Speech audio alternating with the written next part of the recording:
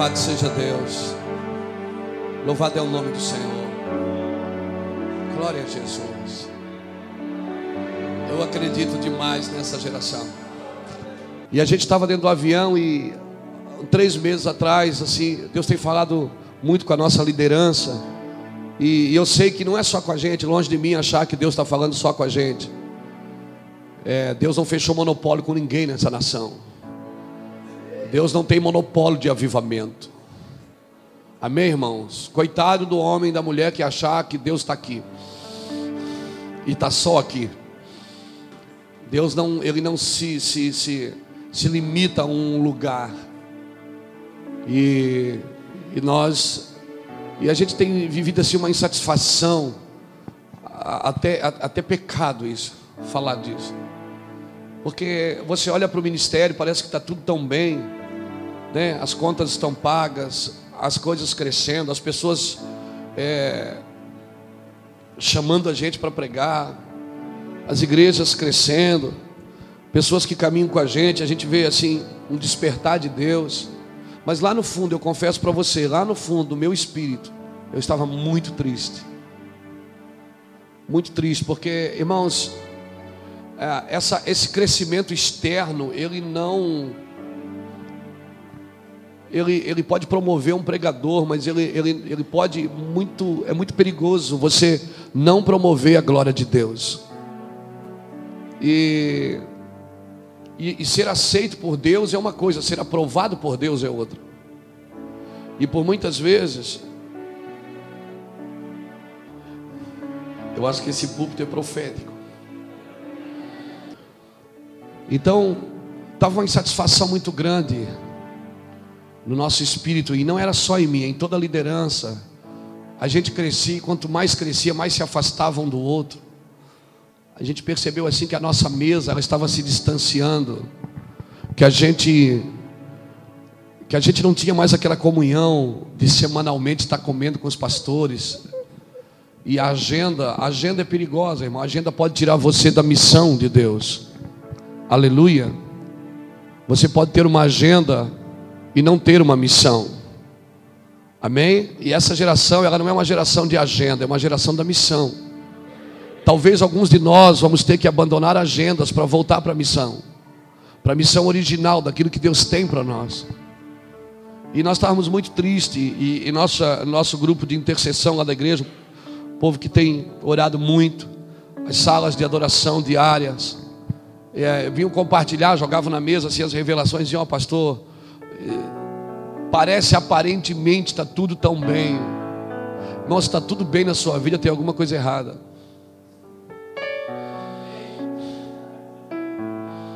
Meu Deus, está tudo muito certinho, muito medidinho, tem alguma coisa, você deve ter feito alguma coisa errada. Eu garanto isso para você. É 2 coisas assim que são muito certas. Quem cresce na vida sozinho fez alguma coisa errada no caminho. E está tudo bem assim, se você não tem aquelas tribulações assim no meio da noite. Se o diabo não vem tentar matar você, tem alguma coisa errada. O diabo está começando a gostar do seu ministério. E aí, uma insatisfação. Eu falava com a minha esposa, eu digo assim: eu não sei mais o que eu prego. Eu acho que eu já preguei tudo. E aí eu dizia assim, ela dizia: amor, mas não tem que pregar uma mensagem nova, fala o que tem que pregar todo dia. Eu digo: amém. Mas eles me ouvem todo dia a mesma coisa, eles vêm aqui, não tem vergonha não. E as pessoas dizendo, e eu aprendi isso com o Espírito Santo: você não tem que ter uma mensagem nova todo dia. Você tem que ter uma mensagem na sua vida, irmão. Uma mensagem. Todo homem de Deus, ele carrega uma semente. Não é muitas portas que Deus vai abrir para você. As portas do inferno, quem tem muitas portas é o inferno, não é Deus. Deus diz que as portas do inferno não prevalecem contra aquilo que Deus tem para essa geração. Amém, irmãos? Mas quando Ele vai fazer alguma coisa na nossa vida, a Bíblia diz que Ele abre uma porta. Eis que eu ponho diante de ti uma porta aberta. É uma porta. O problema é que a gente tem muitas portas. Hoje a igreja tem tantas portas que ela não sabe mais qual que é a de Deus. ela vai entrando em tudo quanto é porta que abre, tudo quanto é influência, tudo quanto é visão. Todo ano tem uma visão nova, uma estratégia nova, né? Nós, os pregadores, nós estamos virando coaches, animar as pessoas para ensiná-las a ganhar dinheiro, ensiná-las a fazer alguma coisa boa. Não que eu hoje à tarde, amanhã à tarde, por exemplo, eu vou estar num hotel com 150 empresários. Eu não vou pregar para eles como você vai ganhar dinheiro. Eu vou ensinar para eles como gastar o dinheiro que não é deles. Eu vou dizer para eles: dá para mim. Me ajuda a fazer essa obra, me ajuda a comprar uma fazenda lá no Nordeste, fazer uma base missionária. Ajuda a gente a comprar um barco a mais no Peru. Ajuda a gente a enviar missionários para a Europa. Ninguém manda ninguém para a Europa, irmão. Cadê os pregadores que iam na Europa todos os anos? Ninguém mais vai, porque não tem mais oferta na Europa. Na Europa agora você tem que levar, porque as pessoas estão passando necessidade. Tem pastores lá que vendem coxinha na cestinha durante o dia, na rua, coxinha. Que lá ninguém conhece coxinha. E eles vendem coxinha na rua para pagar o aluguel da igreja, onde eles se reúnem. Então, nós vamos estar amanhã com alguns empresários. Eu não estou falando que você não pode ser um homem que vai ser usado para os empresários. Eu estou falando que nós não podemos diluir a mensagem do Senhor. A mensagem do Senhor é a mesma. Para casais, nós podemos ter ministérios separados na igreja, adolescentes, jovens, mas a mensagem é a mesma para todos, irmãos. Aleluia, aleluia. Nós estamos vivendo numa época hoje como juízes. Por falta de modelos, cada um fazia o que queria. Por falta de rei, cada um fazia o que queria. Ninguém mais tem um modelo celestial. Me mostra aí rapidinho 3 modelos no Brasil de homens de Deus que você gostaria de seguir. Não tem? Porque os homens que são modelos para nós são modelos denominacionais, não são modelos de eternidade, não são modelos coletivos. Nós carecemos de modelos coletivos, de pessoas que renunciam por causa das outras. Cara, você fala na igreja hoje, irmão, Deus quer que você morra, os pessoal vai, levanta e vai embora, porque eles não suportam essa mensagem. E Paulo nos avisou, ele avisou Timóteo, ele disse: olha, nos últimos dias as pessoas teriam coceira nos ouvidos. E a gente como pregador, a gente sofre, porque a gente vê todo mundo seguindo uma diretriz. Aí a gente pensa: Deus, eu estou desviado, porque a minha mensagem não é igual a essas. Você já passou essas crises? Amém? Às vezes eu tento enrolar Deus. Eu preparo uma mensagem, hoje eu vou falar de amor. Aí eu preparo tudo, chegar no culto, Deus muda tudo. Deus diz: tudo bem, você vai falar de amor, mas você vai dizer que o amor tudo sofre, tudo crê, tudo suporta. Eu digo: Deus, mas eu sou um avivalista. Ele diz: não é não. Sabe qual é o segredo dos avivalistas não caírem, irmãos? Eles estão sempre em movimento no coração de Deus, está sempre alinhados com a vontade de Deus. Nós somos aceitos por Deus, mas não significa que somos aprovados. Deus não senta no culto para ouvir as nossas pregações. Aleluia. Os melhores cultos da minha vida são aqueles que eu saio triste, aqueles que eu acabo de pregar e digo: Deus, hoje não fluiu. Deus disse: não fluiu para você, porque nós fomos ensinados a produzir admirações. Nosso evangelho é um evangelho que produz admiradores. Então as pessoas ficam chocadas com nossas igrejas, com nossa performance, com a nossa capacidade intelectual, mas elas não querem a Deus. Irmãos, eu confesso para você, 80% das pessoas que estão na igreja brasileira, do Brasil, do mundo, não conhecem a Deus. Conhecem a igreja, conhecem as coisas de Deus. Aleluia. Então nessa geração é uma geração que vai sofrer muitas angústias. Pregadores vão chorar. Amém? Essa geração são homens que vão chorar nos púlpitos. Aleluia. Homens que vão chorar. As suas melhores canções vão aquelas que vão nascer de lágrimas. As suas pregações, elas vão fluir do seu espírito. Amém? E eu vou aproveitar para fazer a oferta agora, enquanto eu não esqueço de novo. Aleluia. Porque ontem eles quase arrancaram minha cabeça fora, irmão. Não, estou brincando. Ontem eu esqueci da oferta, ninguém me deu um toque.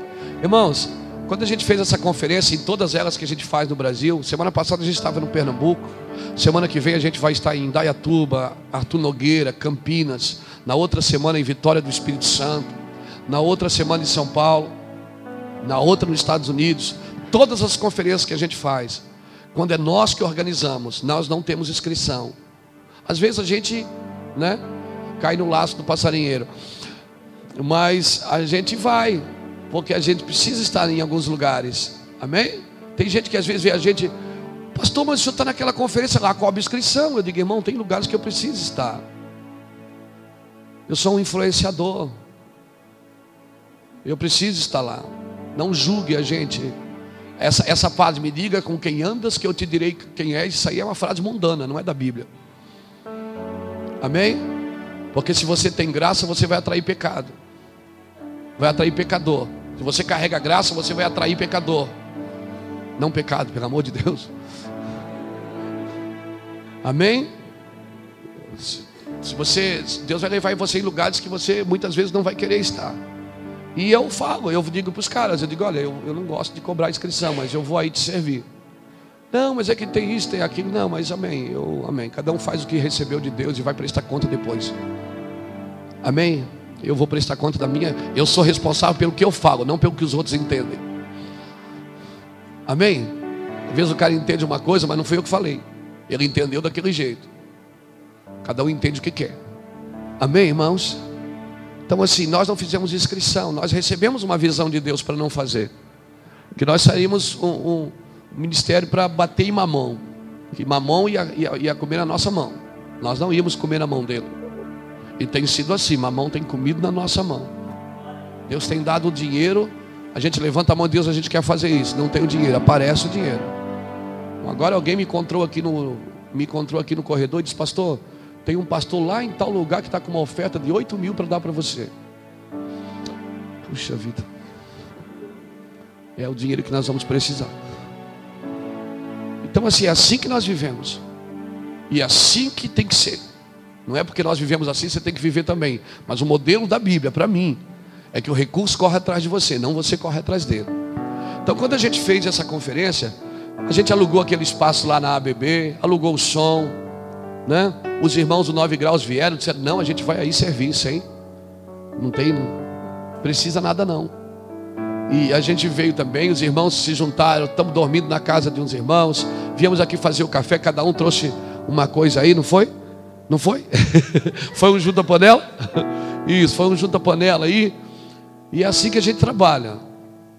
Lá no Mevan, quando a gente quer ir a algum lugar: irmãos, vamos para a Europa, vamos gastar 15 mil, quem pode ajudar? Ah, eu dou 100, eu dou 200, eu dou 1000. É assim, levanta, chega, tá bom, não precisa mais. É assim que a gente faz, em todos os lugares. Então nós não fizemos nada com inscrição.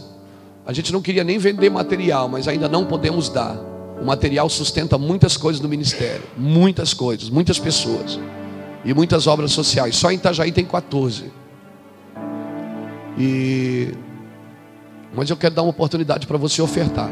As ofertas que vocês deram ontem, agora de manhã e hoje à noite, são ofertas que vão custear essas despesas e vão abençoar os irmãos que estão servindo.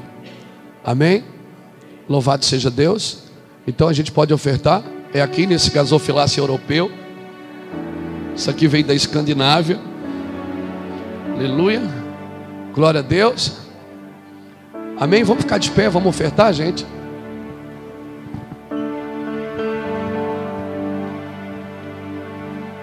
Meu Senhor, dá-te louvor, pois digno és de receber meu melhor, de receber meu melhor.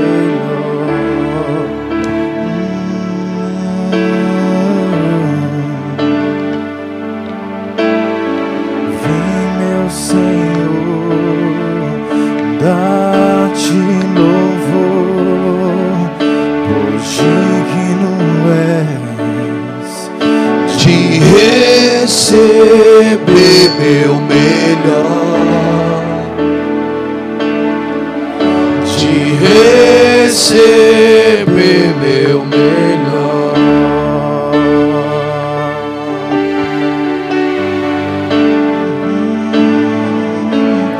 Não te darei algo que não me custe. Não te darei algo sem valor. Não te darei algo que não me custe. Não te darei algo sem valor. Eu me dou por inteiro pra te ter por completo. Minha vida como um sacrifício vivo. Eu me dou por inteiro pra te ter por completo. Minha vida como um sacrifício vivo, de todo o coração, toda alma, com toda a força. Te amo, te amo, te amo, Deus. Louvado seja Deus. Pode tomar seu lugar, fique à vontade. Irmãos, algumas igrejas aqui em Curitiba caminham conosco. Quando eu digo caminho conosco, as pessoas perguntam: pastor, qual é o critério? O critério é caminhar, andar. Tá, mas o que é que tem que fazer? Caminhar. Tá, mas qual é as minhas obrigações? Nenhuma. Vamos caminhar, vamos ver até onde vai. Vamos ver se isso tudo é de verdade mesmo. Vai conhecer a gente, vai conhecer nossos filhos, nossos netos. Vai conhecer meu casamento, vai conhecer meus pastores. Vai conhecer a igreja. Tá, o que é que o senhor tem para oferecer? Nada. Não fui eu que morri na cruz. Eu tenho a oferecer para você relacionamento, amizade, sinceridade, lealdade. E tá aí, onde é que eu assino? Em lugar nenhum. Quanto que eu tenho que pagar? Nada. Mas quais são as minhas obrigações? Irmão, nós não trabalhamos por obrigações, trabalhamos por um princípio de honra. A honra, ela sobrepuja a obrigação. Então as pessoas caminham conosco. Hoje no Brasil, umas 350 igrejas caminham perto da gente. Nós temos um café da manhã por mês, o primeiro sábado do mês lá em Santa Catarina, em Itajaí. Esse café, essa semana a gente estava lembrando dele. Eu comecei sentado numa mesa com 8 pastores, a gente nem levantava da mesa. Depois virou 2 mesas, tinha 20. E aí, até 2009, a gente fazia o café, um pedacinho, lembra disso? Tinha um pedacinho do café, algumas mesas, e juntava aí umas 200 pessoas para ouvir a mensagem. E a gente sempre trazia alguns pregadores, porque a gente sempre já achou muito inferior, assim, muito... eu sou menino, esses caras não vão parar para me ouvir. Então sempre trazia assim pastores que estavam de peso, né? A alma. Quando Deus falar com você, não consulte a carne, amém, irmão? Quando Deus falar com você, Paulo diz: eu não consultei a carne. Se Paulo consultasse a carne ia dizer para ele: não entra aí que você vai ser apedrejado. Se você consultar a sua carne, a carne vai dizer: aí eles vão querer matar você. Quando Deus fala com você, você tem que cegar, irmão, para a alma e para a carne. Por isso que Deus dá aos seus enquanto dormem, porque quando você dorme, sua alma está dormindo, sua carne está dormindo e o seu espírito está acordado. E o que Deus vai fazer em você, Ele vai fazer no espírito. Aleluia. Louvado seja Deus. Então é assim, a alma e a carne, depois elas vêm atrás do que Deus falou com você no espírito, mas a hora elas nunca querem. A alma não gosta de orar, ela não gosta de jejuar, ela não gosta de estar com Deus. A alma, ela tem sentimentos. Alguém me machucou, alguém me feriu, e ela fica lambendo suas feridas. Então a gente estava lembrando desse café. A gente foi nesse café até 2009. Então, no ano de 2009, quando nós levamos a última pessoa para pregar, ela pregou, Aí o Espírito Santo começou a falar para mim assim: filho, eu não quero mais que você traga ninguém, eu quero que você pregue. Eu dizia: Deus, mas o que eu vou dizer? Diga o que você está dizendo para a sua igreja. E aí a gente começou a ministrar. Irmãos, hoje, para a glória de Jesus, vai quase 2.000 líderes do Brasil inteiro. Vem pastor do Brasil inteiro. Pastores que, agora essa semana um irmão me ligou e disse: pastor, nós estamos indo aqui de Belo Horizonte, nós vamos alugar uma van, vamos em 12 pastores. E aí eu fico me perguntando: Deus, o que o Senhor quer fazer com isso? Porque assim, só juntar gente não adianta, tem que ter um propósito, amém? Juntar gente sem propósito, mas Deus tem nos levado a esse propósito. Então, eu quero convidar você, sempre no primeiro sábado do mês, tem um café da manhã lá em Itajaí. Aí, o pessoal que caminha conosco, aqui na região do Paraná, nessa região de Curitiba, na grande Curitiba, teve a brilhante ideia de fazer no terceiro sábado do mês. É bom porque fica de 15 em 15 dias, né? No terceiro sábado do mês eles fazem aqui em Curitiba, em várias igrejas que caminham conosco, várias denominações, né? Porque, irmãos, mas aqui a igreja do pastor Nilson é Mevan. Irmão, a igreja do Nilson, ela só tem um nome do Mevan, porque o Nilson é que é o presidente, amém? O Nilson é que dirige a igreja da sua forma. Eu nunca liguei para ele pedindo seu dízimo, nunca. O Giovanni, pastor Giovanni, cadê o pastor Giovanni? É o Átrio, né? É a comunidade Átrio, né? E está quase chegando no lugar santo, né? No santo dos santos falta pouco. Então, eu acho que você já saiu do Átrio e não se ligou ainda, ô Giovanni. Então, Giovanni é Átrio. Mas, irmão, entenda, o Mevan não é uma denominação. A nossa ideia não é abrir uma denominação. Porque se eu abrir uma denominação, eu vou ter que ter uma convenção. Para ter uma convenção, tem que criar outro documento. Aí tem que fazer uma presidência. Daqui a 40 anos, quando Jesus vier me buscar, dá um tempo aí, Jesus, vai ter outro presidente. Será que essa pessoa vai pensar como a gente pensa? O que a Aimee Mike Persson faria se ela viesse na igreja que ela abriu hoje? Será que Lutero gostaria da igreja que ele abriu hoje? Será que John Wesley se sentiria bem na igreja que ele abriu hoje? Irmão, nenhuma denominação começou assim. Pastor, o senhor não gosta de denominação? Não é que eu não gosto. É que eu acho que a denominação, ela formaliza demais. E a glória de Deus, a gente acaba trabalhando para a denominação, não trabalha mais para Jesus. Então pense nisso. A ideia não é criar mais uma denominação. Deus falou para mim: não crie uma denominação. Então o Mevan é um útero que ele gera filhos. Nós não queremos dominar ninguém. Um dia Deus falou assim para mim: você vai ser médico. Médico, você vai curar as pessoas e vai mandar embora. Vai dar alta. O médico fica feliz quando a pessoa ganha alta, não fica? Quer ver o médico triste? É quando alguém morre na mão dele. Então, o médico fica feliz quando alguém ganha alta, né? Mas mesmo quando alguém ganha alta, ainda leva uma prescrição. Diz: toma isso aqui. Então o Senhor falou isso para mim: tem algumas pessoas que você vai curar, mas elas não vão ficar com você, elas vão embora. Eu disse: legal.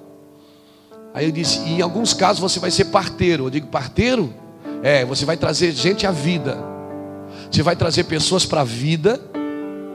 Elas vão nascer e vão crescer, vão casar e vão embora, e você vai ficar sozinho de novo. Eu digo: amém. Não vai ficar ninguém comigo, Senhor? Eu disse: não, peraí. Tem algumas questões que você vai ser pai. Você vai gerar, vai ser fruto da sua casa. Você vai gerar fruto do seu DNA. E esses também vão crescer, vão casar e vão embora. Aí eu pensei: vou ficar sozinho. Ele disse: comigo. Não firme seu ministério em pessoas, querido. Aleluia. Senão você vai se ferir muito. O nosso trabalho é cuidar de gente e deixar que as pessoas vão. Se as pessoas que nós geramos não se tornarem maior do que nós, o fruto tem que se tornar maior, irmão. O fruto que eu gerar tem que ser maior do que eu. Aleluia. Louvado seja Deus. Eu acredito nesse discipulado.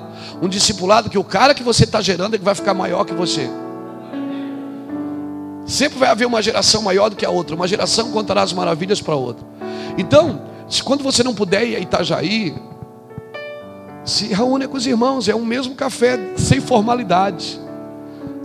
Amém? Amém?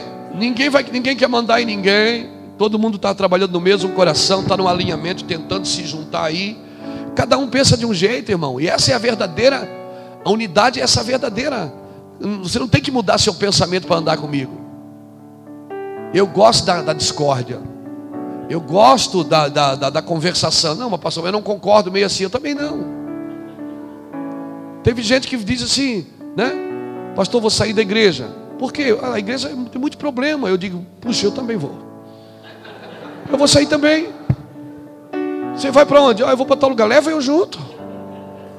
Ou não, o senhor é o pastor. Não, mas vamos sair nós dois, porque eu também não aguento ficar aqui cheio de problema essa igreja. Me ajuda a sair daqui também. Para você é mais fácil. Eu ainda sou o presidente, eu não posso sair. Ele diz, não, pastor. Eu disse, então fica e me ajuda a mudar isso. Amém, irmãos? Então, pastor, eu queria caminhar perto. Vem conhecer a gente. Não entre em lugar que você não conhece. Vai conhecer a gente, vai lá em Itajaí. Vai lá tomar uma aguinha de enchente. Vai lá conhecer. Mas lá tem avivamento? Não, Deus não tem um avivamento para nós. Ele não fechou o monopólio. Lá é um útero, onde a gente está gerando vidas, gerando meninos. Estou sempre rodeado. Esse menino Mateus tem 16 anos. Esse menino está viajando o Brasil pregando o evangelho. Filho do pastor Lapa. E o pastor Lapa é o vice-presidente do Meuvan. O Lapa nunca foi um homem de púlpito, de pregações. E todo mundo cobrava. Por que o Lapa não prega? Por que o Lapa não prega? Porque não era um chamado dele. Hoje ele está pregando, está me assustando. Mas o Lapa pregou para o seu filho. E o filho dele se tornou um pregador. E o filho dele, hoje o Lapa leva ele de avião, vai pregar e leva. Ele disse, Luiz, é coisa engraçada, eu levo meu filho para pregar. Fico lá assistindo ele pregar. Então ele pregou, irmãos. Não cobre do Lapa porque ele não pregou. Ele pregou sim, pregou na sua casa.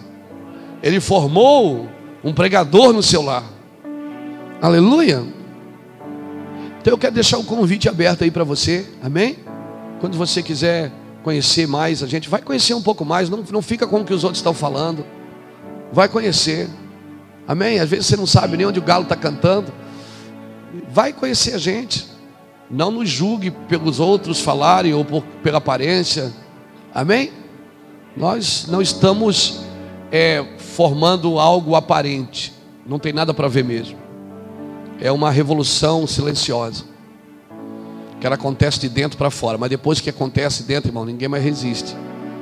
Ela começa a tocar toda a geração. Essa manhã eu queria dar alguns conselhos para você, né? Quantos pastores e pastoras tem aqui? Levante a mão. Glória a Deus. Quantos crentes? Levanta a mão. Óbvio, tem mais crente do que pastor. Louvado seja Deus. Deixa eu falar algo para você. Nessa manhã eu queria gastar um tempo com você para te dar alguns conselhos. Dar alguns conselhos que deu certo comigo. Se deu certo comigo, pode dar certo com você. Aleluia.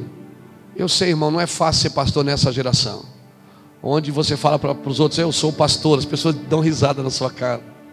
Se você é pastor, hein? Está com dinheiro, hein? Verdade. As pessoas, o mundo perdeu a noção do que é ser um pastor. Mas a culpa não é do mundo, a culpa é nossa. Aleluia. E hoje nós temos que desconstruir essa estigma que a gente carrega. Abra sua Bíblia comigo em 1 João capítulo 3. Então hoje, essa igreja do Meuvan, o Meuvan não tem igreja. O Meuvan não abre igreja. O Meuvan tem filhos espirituais que eles saem e vão trabalhando. Tem pessoas que já tinham em ministério e vieram caminhar com a gente. Estão caminhando perto da gente. Estamos comendo junto. Estamos vendo até onde dá para ir. Aleluia. Tem igreja que caminha com a gente que está na visão do G12. Tem igreja que caminha com a gente que está na visão do MDA. Tem igreja que caminha com a gente que não tem uma visão clara ainda. Tem uma igreja que caminha com a gente que não sabe o que vai fazer amanhã. Pastor, e como é que é isso? Irmão, eu não tenho uma estratégia para você. Eu não tenho uma estratégia, não tenho um prato pronto, uma receita pronta. Eu prego o Evangelho. E o Evangelho as pessoas vão sendo despertadas para fazer alguma coisa. Eu acho que toda estratégia, quando ela tem um propósito coletivo, ela é boa, desde que ela não ingesse as pessoas. Abra sua Bíblia comigo no livro na carta de Paulo, não, a carta de João, a primeira carta de João.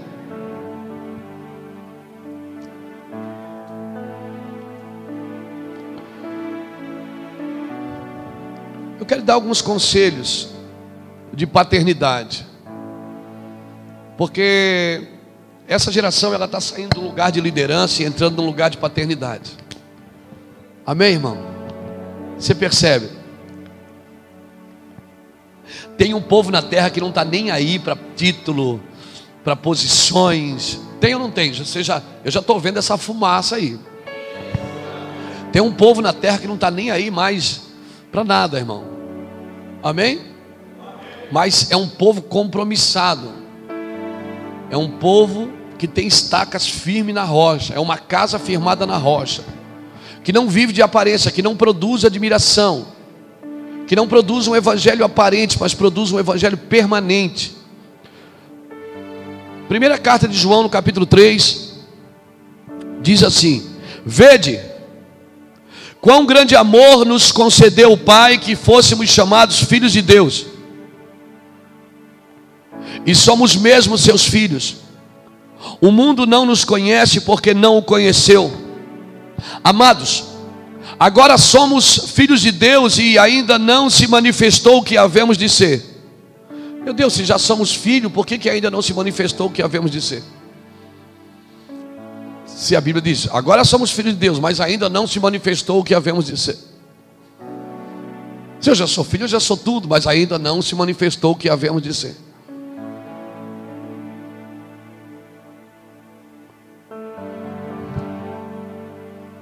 Mas sabemos que quando Ele se manifestar, seremos semelhantes a Ele, porque assim como é, o veremos. E todo que nele tem essa esperança, purifica-se a si mesmo, como também Ele é puro. Todo aquele que comete pecado, transgride a lei, pois o pecado é a transgressão da lei. E bem sabeis que Ele se manifestou para tirar os nossos pecados. E nele não há pecado. Todo aquele que permanece nele não vive pecando. Todo aquele que vive pecando não o viu nem o conhece. Filhinhos, ninguém vos engane. Quem pratica a justiça é justo, assim como ele é justo. Quem comete pecado é do diabo, porque o diabo peca desde o princípio. Para isto o Filho de Deus se manifestou, para destruir as obras do diabo. Aleluia! Aquele que é nascido de Deus não vive na prática do pecado, porque a semente de Deus permanece nele. Não pode continuar pecando porque é nascido de Deus. Nisto se manifestou os filhos de Deus e os filhos do diabo. Quem não pratica a justiça não é de Deus, nem aquele que não ama seu irmão. Esta é a mensagem que ouviste dele desde o princípio, que nos amemos uns aos outros, não sendo como Caim, que era do maligno e matou seu irmão. E por que o matou? Porque as suas obras eram más e a de seus irmãos eram justas.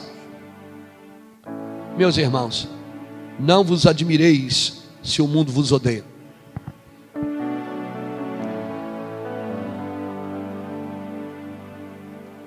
A popularidade tem matado mais profetas do que a perseguição.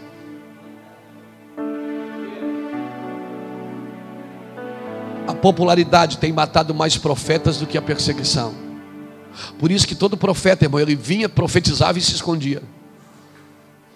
Porque para não comprometer a próxima mensagem, ele andava um pouco solitário. Eu não estou dizendo isso, que nós temos que quebrar o princípio da unidade, mas o profeta era aquele cara que ele vinha, se manifestava dava uma espadada e voltava para o esconderijo. Todo homem público, ele tem que ter um altar escondido. É o altar escondido que vai manter o seu altar em público. Aleluia. Quando Deus falou com Josué, Deus falou para eles atravessarem o Jordão. E Deus disse: os sacerdotes vão na frente, eles vão parar no meio do Jordão. Josué capítulo 4. E no meio do Jordão, cada um sacerdote pega uma pedra, coloque nas costas e saia do Jordão e vão erigir um altar ali fora para mim. E a Bíblia diz que naqueles dias os sacerdotes ficaram um de cada lado e o povo passou no meio. E naquele dia eles fizeram 2 altares. Um eles levantaram em Gilgal. A palavra Gilgal significa círculo. E o outros eles levantaram dentro do Jordão. E a Bíblia diz em Josué capítulo 4 que esse altar está lá até no dia de hoje. Eles fizeram 2 altares naquele dia. Eles fizeram um altar aqui fora em Gilgal e um altar dentro do Jordão. E a Bíblia diz que eles fizeram um altar, erigiram uma coluna e saíram do Jordão. Quando eles saíram, as águas tamparam aquele altar. E a Bíblia diz que aquele altar está lá até no dia de hoje. Porque só pode ter um altar em público quem tem um altar secreto. O fogo não arde no púlpito, ele arde no altar. Aleluia. No púlpito você manifesta esse fogo. Mas quando você tem um altar, você não anda. Quando você tem um altar, o fogo arde no altar, ele não arde no púlpito. Quando você tem um altar, você não anda atrás de fogo. Você produz esse fogo na presença de Deus. E qualquer lugar que você for, esse fogo vai fluir da sua vida. E sabe o que eu tenho aprendido? Que Deus, ele fala com os libertadores do meio do fogo. Homens de Deus não são feitos em salas de aula, eles são feitos no meio do fogo. Por isso o Senhor diz que vai batizar você com o Espírito Santo e com fogo. Aleluia. A sarça queimando é que atraiu um libertador. E é tão interessante que a sarça queimava e não se consumia. Porque era comum uma sarça queimar. Uma sarça no deserto queimar era comum. Moisés via a sarça todo dia queimando. Todo dia ela queimava no calor do dia, o sol escaldante do deserto, colocava fogo nas sarças. Só que de noite o deserto ficava frio, então a sarça virava cinza e se consumia. Só que Moisés percebeu que tinha uma sarça que durante o dia, no meio do fogo, no meio do calor, ela queimava, mas no frio da noite ela não se consumia. Existe uma geração, irmão, que está queimando de dia e de noite, que quando vem as circunstâncias adversas, quando vem os problemas, ela não deixa de queimar. Aleluia. Ela não deixa de queimar. Então Moisés começou a perceber que aquela sarça queimava dia e noite, dia e noite. E ele disse que ele viu ela muitos dias e ela não se consumia. Quando é o fogo de Deus que arde em você, você não se consome. E esse fogo está atraindo libertadores. Então nessa manhã eu queria gastar um tempo com você para dar alguns conselhos. Eu não queria ser um pregador nessa manhã. Eu queria dar uns conselhos de pai, de amigo, de alguém que sofreu um pouquinho. E eu sei que você também está passando as suas lutas aí, elas são suas, glória a Deus. E ninguém pode vivê-las por você. Deus precisa fazer isso com você. Se está fazendo, o vaso ele sempre quebra na mão do oleiro. Se você está quebrado na mão de Deus, fique tranquilo, a não ser que você não esteja na mão dele. Quando você está quebrado na mão do oleiro, querido, não tem problema. Aleluia. O vaso na mão do oleiro, ele se renova, ele faz sempre o novo.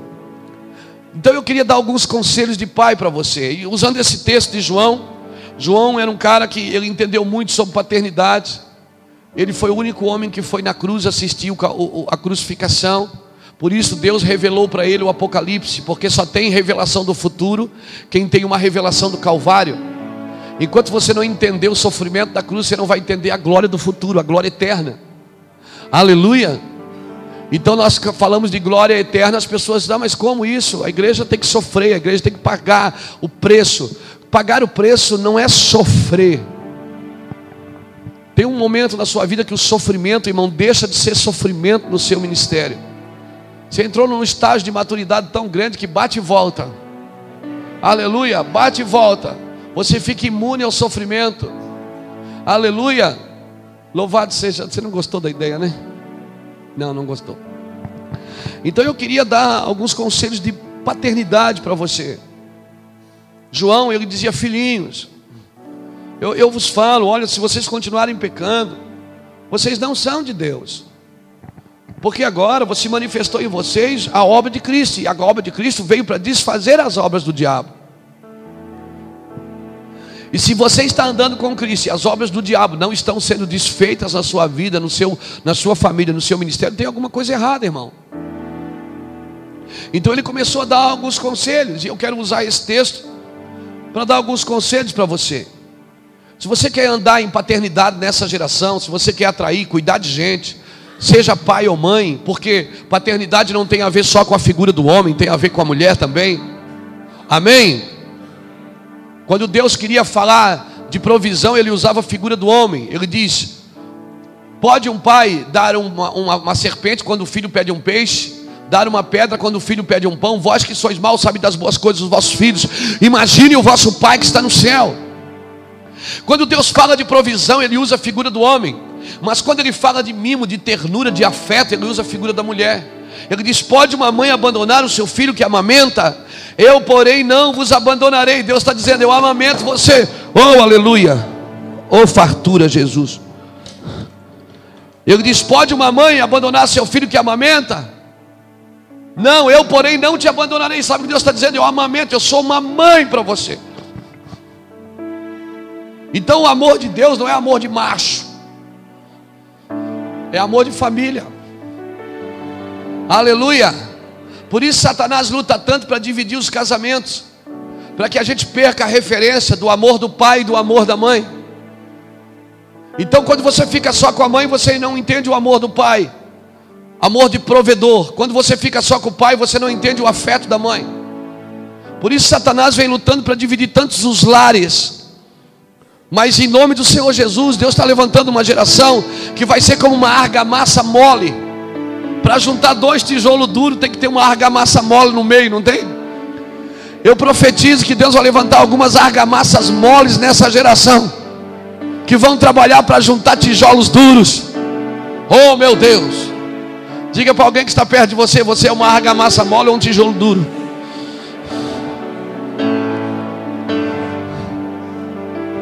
Aleluia.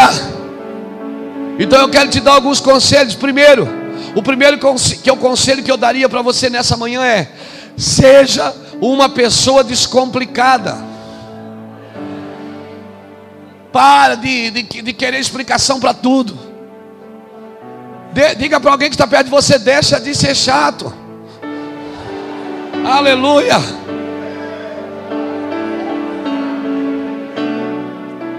Não, porque eu sou beriano. Não, às vezes você é só xaropão. Seja uma pessoa descomplicada. Amém. Aprenda uma coisa: todo trono passa, ninguém vai ficar no trono eternamente a não ser Ele. O Senhor estendeu para Ele o cetro, e o cetro sobre a casa dele é eterno. E Ele disse: se você vencer, você pode reinar com Ele, mas você nunca vai conseguir reinar sem Ele. Aprenda uma coisa: todo trono vai passar, não vai parar em você e nem ninguém que governa você. Olha, isso é até legal, porque a gente está em tempo de eleição. Ninguém vai aguentar o trono para sempre. Quando você olha para a estátua na Babilônia, você vê sobre 5 reinados. Mas o Senhor diz o que? Quando pedra de barro e de ferro, o Senhor diz o que? Uma pedra será cortada do céu sem a ajuda de mão de homem. E ela virá e dará contra essa estátua, ela derrubará essa estátua, e um novo governo será estabelecido, um governo perpétuo. É o governo do Espírito de Deus, é o governo do Yeshua, é o governo do Cristo vivo, do Cristo ressurreto. E esse governo é perpétuo, então você não vai conseguir governar sem Deus. Eu vou ser mais profético. Até agora, quem governou sem Deus, governou. Quem não governou, não vai governar mais.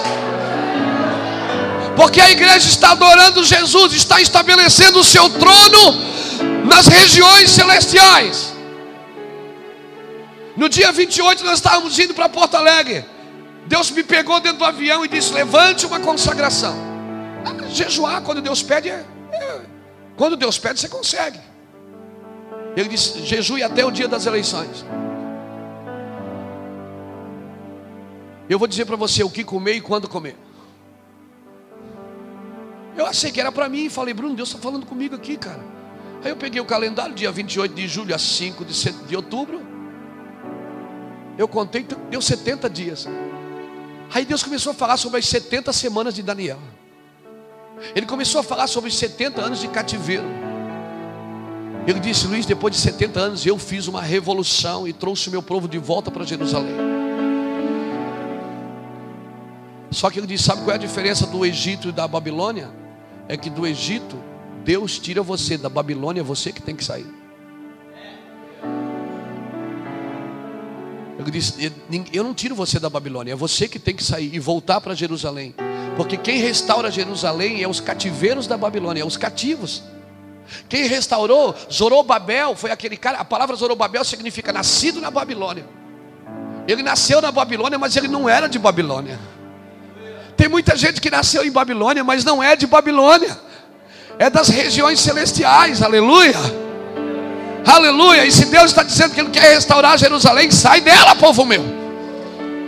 E o Senhor começou a falar para mim dia 28 de julho, dentro do avião. Ele disse: eu vou fazer uma revolução no Brasil, Luiz. A minha mão vai estar estendida no Brasil. E eu fui para casa, falei com a Iraci, falei com os pastores do governo. Mandei um WhatsApp para eles: ó, Deus falou comigo assim para jejuar e orar, ore comigo. Eu fui para casa, quando começou o jejum, o Senhor falou assim: isso é para a nação. Convoque alguns pastores para jejuar e orar. No dia do café, o primeiro café de agosto, nós levamos e falamos isso em púlpito ali. Que Deus ia fazer uma revolução nessa nação. O Brasil é do Senhor. Se a igreja se posicionar, Deus vai mudar. Deus vai fazer o que Ele tiver que fazer para mudar o quadro dessa nação. Aleluia. E eu não sou político, irmão. Sou um profeta. E nós começamos a entrar num lugar em Deus. Ele disse: fale publicamente. Porque jejum você não fala: ó, estou jejuando. Né? A Bíblia diz para quando você jejuar, lavar seu rosto. Não é verdade? Para que ninguém saiba que você está jejuando. Mas quando é uma convocação é diferente. Quando Esther convocou e disse para Mardoqueu: convoque um jejum. Jejue aí, porque nós vamos jejuar também aqui no palácio. Então eu quero convocar você, irmão. Aleluia. Nós precisamos levantar o altar de adoração. Irmão, não se trata de sair um partido e entrar o outro. Não se trata de sair um presidente e entrar o outro. Se trata da vontade de Deus se cumprir no Brasil. Aleluia. E Deus está movendo. Vocês estão vendo os noticiários. Deus está movendo. Ele faz o que Ele quer, da hora que Ele quer e do jeito que Ele quer. E ninguém entende nada. Ele é indomável. Jesus não é um leão de circo que nasceu no circo para divertir pessoas. Jesus é um leão da tribo de Judá. Ele é indomável. Nenhum homem vai reger Ele. Ele vai dizer o que Ele tem que fazer. Ele faz, e se a gente não entende, a gente perde o que Ele está fazendo. Então alinhe seu coração com o que Deus está fazendo. Porque é Deus que está fazendo, não é ninguém não. Deus disse assim: agora é comigo o negócio. Porque Deus dá oportunidade para você fazer. Deus dá oportunidade, irmão. Se você não faz, Ele diz: sai da frente, deixa que eu faço.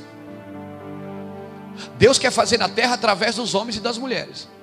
Mas se elas não quiserem, se elas não entenderem, Deus levanta o pequeno do pó e do esterco ergue o necessitado e faz assentar com os príncipes. Mas se quando eles forem assentar com os príncipes, eles se desviarem, eles voltam a comer esterco. É assim que Deus faz. Então, o meu primeiro recado para você como paternidade é: seja descomplicado. Não complica as coisas, irmão. Nós temos um ditado lá em Itajaí aqui: quem não se comunica só complica e se trumbica. Seja descomplicado. Seja uma pessoa fácil de lidar. Eu não estou dizendo para você negociar seus princípios. Eu estou dizendo para você ser maleável. Uma pessoa fácil de lidar. Amém? Irmão, a maioria das pessoas, 2 segundos para você, não lembra do nome do seu bisavô. Não lembra. Claro que não lembra. Essa é a visão, essa é a lembrança e a memória que terão de você daqui a 3 gerações. Se você não fizer nada agora. Essa é a memória que terão de você daqui a 3 gerações.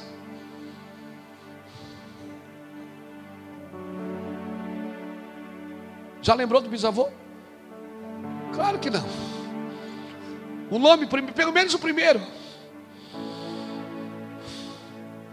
A idade. O que é que ele fez de interessante na sua vida?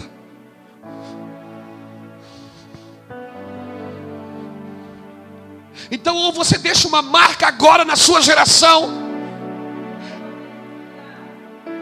Mas eu não quero que lembre de mim. Ah, não, vai para casa ver televisão então. Não, as pessoas têm que ler. Se eu estou lendo a Bíblia, porque alguém escreveu. Se eu estou pregando, falando de Paulo, de Pedro, de Tiago, só foi porque alguém entregou a sua vida por isso. Não, cara, eu quero deixar uma marca nessa geração. Se Jesus não voltar daqui a 200 anos, eu quero deixar meus livros na biblioteca pública. Eu quero influenciar daqui a 100 anos. O que você está construindo não pode parar em você.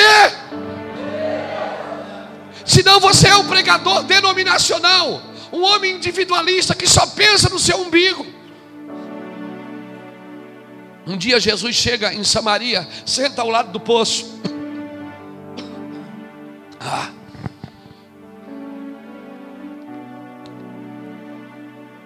Um dia Jesus chega em Samaria, senta ao lado do poço, vem uma mulher. Ele diz: mulher, me dá água. Ela diz: como tu me pedes água? Porque eu sou samaritana, você é judeu? Ele disse: mulher, se tu soubesse quem te pedia, tu me pediria e eu te daria. Aí a mulher solta uma. Ela diz assim: és tu maior que o nosso pai Jacó, que nos fez o poço, que ele bebeu, que seus filhos beberam, seus netos beberam, seus gados beberam?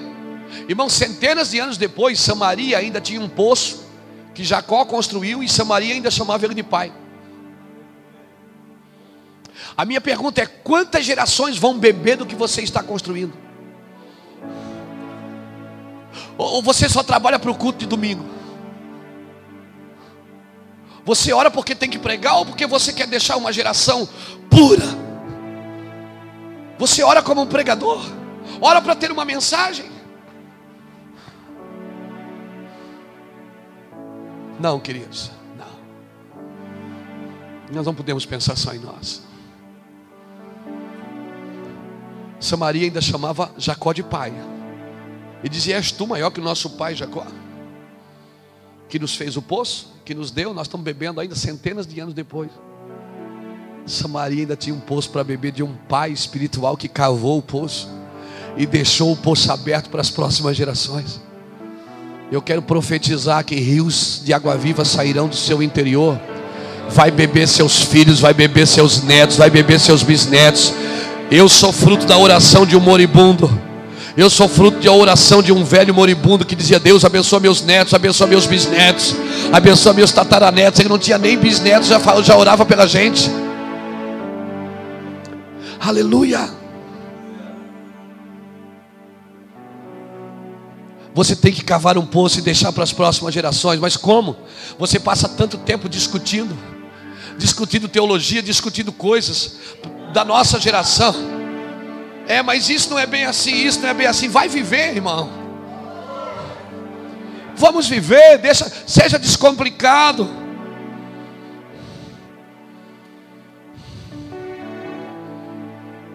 E se você for embora hoje, depois dessa mensagem, ferido comigo, é porque ainda está complicado o negócio.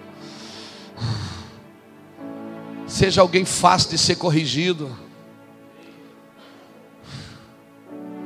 Aleluia.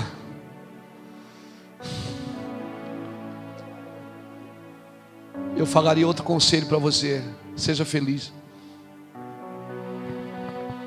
Mas pastor, como que eu vou ser feliz vivendo um caos desse? A palavra transforma o caos em bênção, irmãos. A palavra transformou a terra sem forma e vazia no que você está vivendo hoje. Quando Deus disse haja luz, sabe como Ele apresentou Jesus para a terra? Ele disse haja luz. Quando você grita aleluia, é como se você dissesse haja uma explosão de luz no meio das trevas. Aleluia, aleluia. Que haja uma explosão de luz no meio do lugar que você está vivendo. Nós temos que ser o povo mais feliz da terra. Um crente que não é feliz, irmão, um homem de Deus que não é feliz, é porque ele ainda vive de aparência, é porque ele ainda precisa de coisas. Ele é um difamador do Evangelho. O cristão que não é feliz é um difamador do Evangelho. Um homem que só reclama da vida. Quando você reclama de alguma coisa, você estabelece um limite para você andar. Aleluia. Toda vez que você reclama, você estabelece um limite. Diga para alguém que está do seu lado: seja feliz. Se eu fosse dar mais um conselho de pai para você, eu diria: nunca se compare com ninguém.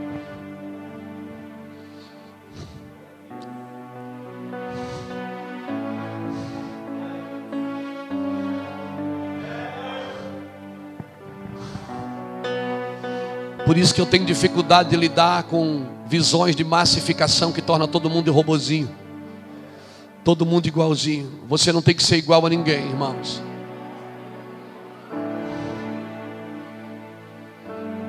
Respeite o ministério das pessoas. Se o cara quer lidar com isso, deixa ele lidar com isso. Eu tenho gente lá na igreja que eles são bons para lidar com coisas. Se você botar eles para lidar com gente, eles matam. Porque eles são duros de roer. Mas cara, é aquele cara firme. Firme no propósito. Que não muda suas convicções. Aleluia. Nunca se compare com ninguém.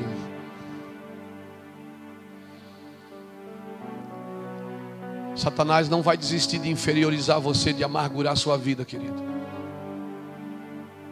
Satanás vai querer sempre provar que você não é de nada, não serve para nada, que você é menino. Eu comecei o Mevan, eu tinha 33 anos. Fazia 4 anos que eu era crente. 5 anos. Nós vamos para 14 anos. Vai fazer 19 anos que nós voltamos para o Senhor. Nunca se compare com ninguém. O espírito da competição, ele usa comparação. Todo o espírito da competição, ele usa comparação como base ministerial. Você não tem que ter uma base ministerial de comparação.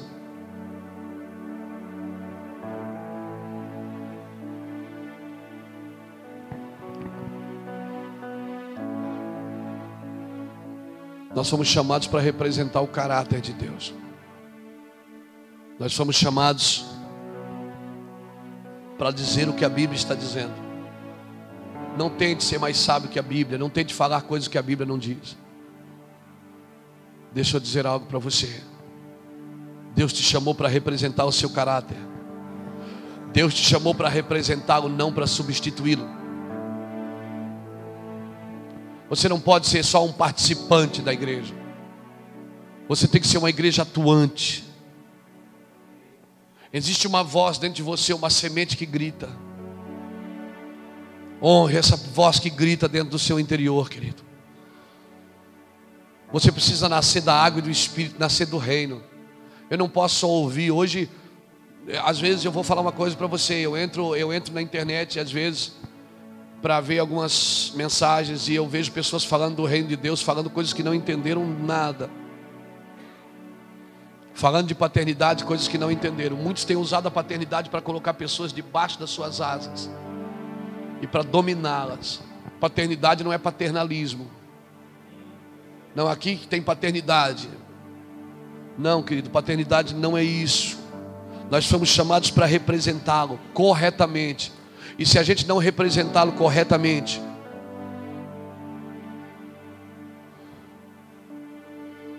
isso é falar o nome de Deus em vão.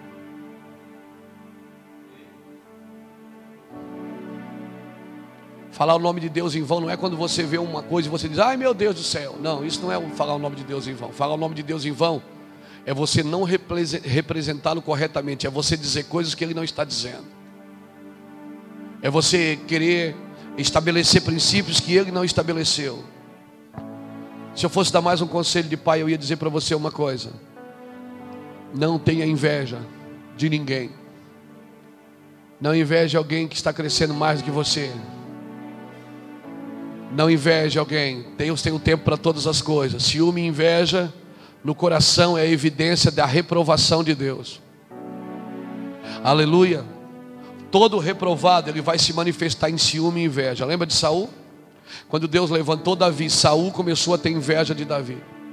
Quando as pessoas gritaram: Saul matou milhares, mas Davi matou 10 milhares. O que aconteceu? Saul se levantou. Irmãos, tem pessoas que o sucesso dos outros incomodam ela. E se você está incomodado que alguém está crescendo perto de você, você precisa estar com Deus. Irmãos, não olhe. Davi fala no Salmo 73, ele disse: eu quase desviei quando eu comecei a olhar a prosperidade do ímpio. Aleluia. Eu quase desviei quando eu comecei a olhar a prosperidade do ímpio. Mas ele disse: mas daí até que eu entrei no santuário de Deus, e eu vi que todos os ímpios também perecem. Aleluia. Se é 50 membros que Deus te deu, não force a barra para ter 100. Cuide dos 50 como se fosse a última coisa que você fizesse na sua vida. Não faça nada, não ajude a Deus, não saiba mais do que a Bíblia. Deus não precisa, a sua fé não ajuda a Deus, ela agrada a Deus. Deus te deu fé não foi para ajudar a Ele, foi para agradá-lo. Deus não te deu fé para confiar nele. Ele te deu fé para conhecê-lo. Se você conhecer a Deus, você vai entender que o que Deus quer muitas vezes não é o que nós queremos. Louvado seja Deus. Aleluia. Se eu fosse dar mais um conselho, eu dizia: nunca troque os sacrifícios pelos desejos. Não troque. Desejo tem a ver com você, com a sua carne. Tem muitas coisas que você deseja, mas que não são sacrifícios vivos ao Senhor. Quando você perceber que é a sua carne que está ditando as suas escolhas, sai dela, irmão. Desejos são desejos. Sabe qual foi o problema de Salomão? É que ele trocou 1000 sacrifícios por 1000 mulheres. Enquanto ele sacrificava 1000 bois, ele estava dando a Deus. Mas quando ele trocou os 1000 bois por 1000 mulheres, agora ele enxertou a sua geração de deuses. Porque desejo, você nunca vai conseguir saciar a sua carne, ela sempre vai querer mais. Aleluia. Ela sempre vai querer mais. Hoje nós vivemos em dias que o corpo é cultuado, que o nosso padrão de beleza, nós herdamos da Grécia. O homem e a mulher lindo. Quem ditou para nós quem é lindo e quem é feio? Qual é o nosso padrão de beleza? Esse é bonito e aquele é feio. Quem disse isso? Você já viu que Deus tem um negócio com os feinhos, irmão? Diga para alguém que está perto de você: é por isso que você está aqui, meu irmão. É verdade, Deus tem um negócio com os feinhos. A Bíblia diz que Jacó tinha 2 esposas. Raquel era robusta. A palavra robusta é uma palavra que Deus usou para chamar ela de linda, de bonita. E a Bíblia diz, mas Lia tinha o semblante caído. É a palavra bonita que Deus usou para chamar Lia de feia. Quando Deus diz que Lia tem um semblante caído, Deus está dizendo que a Lia era feinha. Mas nem, porque Deus é lindo até para chamar de feio. Mas se você olhar capítulo de Gênesis 27, 28, 29, você vai ver o que Deus fez.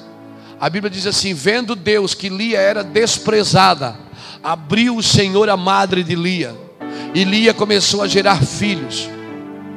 A Bíblia diz que Lia gerou os filhos mais ilustres da tribo de Jacó. A descendência de Jesus veio de Lia, Judá. Levi veio de Lia, Rúben veio de Lia, Zebulon, Issacar, homens entendidos na ciência. Você já viu que Deus tem um negócio com os desprezados, irmãos? Aleluia. Então diga para alguém que está perto de você, você é feinho, mas Deus vai dar filhos para você. Filhos espirituais, você vai gerar homens de propósito, mulheres de propósito, você vai gerar. Deus tem um negócio com os desprezados, aleluia. Quando Deus percebeu que Lia era desprezada, agora eu vou dizer uma coisa para você: não despreze porque os outros estão desprezando. Cuidado, o desprezado hoje pode ser seu líder amanhã. O que passou na cabeça de Simei quando Davi volta a reinar?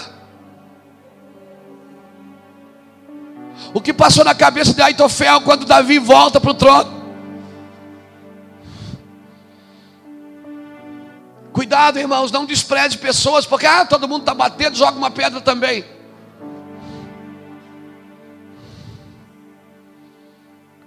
Deus tem um negócio com os feinhos. Deus tem um negócio com os desprezados, porque o padrão de Deus de beleza não é o nosso padrão. Olhando para Ele, nenhuma beleza vimos para que o desejássemos, mas Ele foi subindo como um renovo. Aleluia! Louvado seja o nome do Senhor. Nós temos um padrão de beleza estereótipo, estabelecido pela Grécia, estabelecido por essa geração aparente, que trabalha pela aparência. Não, querido, esse não é o propósito. Se eu fosse dar mais um conselho de paternidade, eu diria para você: não ande desajustado da unidade. Seja um, amém? Aleluia. Você sabe por que Deus diz: eu sou Deus de teu pai Abraão, teu pai Isaac, teu pai Jacó? Porque quando Deus estabelece 3 gerações, então Ele está garantindo a bênção para essas gerações. Amém?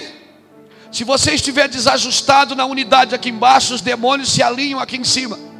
Se a igreja se alinhar aqui em cima, os demônios, eles não conseguem se alinhar aqui embaixo. Nós não podemos ter interesses próprios, irmãos. Obrigado pelo seu amém. Interesses próprios não são de Deus, não são coletivos. Estamos alinhados com a terra, mas muitas vezes não estamos alinhados com os céus. Eu quero deixar conselhos para você, como eu disse, hoje eu não quero pregar, eu quero dar conselhos de paternidade. Isso vai ajudar você a decidir coisas. Mais um: cuidado com a bajulação. Ela é muito parecida com a honra. Aprenda uma coisa: que Deus dá oportunidade a todos, mas não aceita a bajulação de ninguém. Deus não pode ser idolatrado, Ele tem que ser adorado. As pessoas procuram por muitas oportunidades. Todo mundo quer uma oportunidade na vida. E cuidado, eu vou dizer uma coisa para você. Olha aqui para mim. Isso vai acontecer lá na sua casa, preste atenção. Vai acontecer na sua vida, eu a garanto.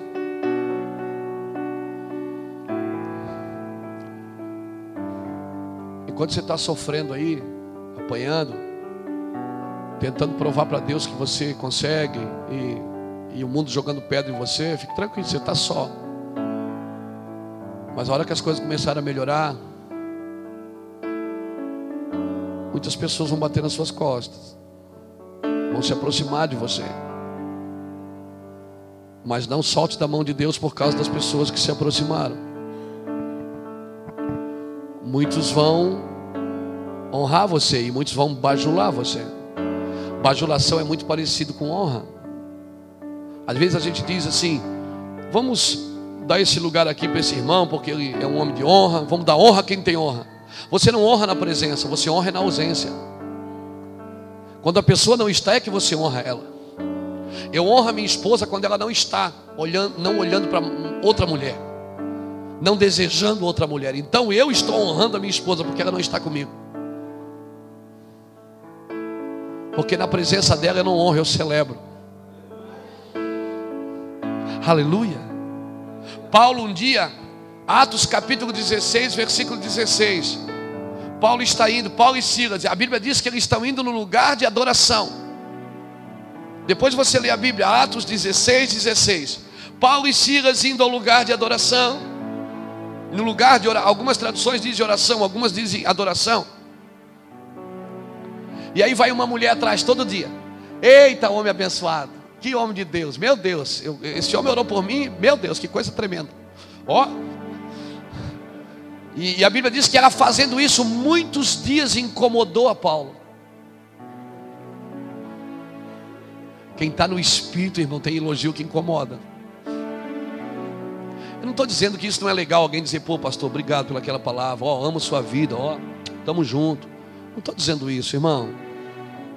Amém? Reconhecimento é legal. Mas, e aquela mulher atrás de Paulo: homem de Deus, meu Deus, Chicantarabassulha, que homem abençoado. Aí Paulo olha para Silas e diz: essa mulher está me incomodando, está endemoniada essa mulher. Verdade? Está endemoniada. Aí Paulo para trás e diz: cala a boca, Satanás. Você costuma fazer isso quando alguém critica você, não quando alguém te elogia.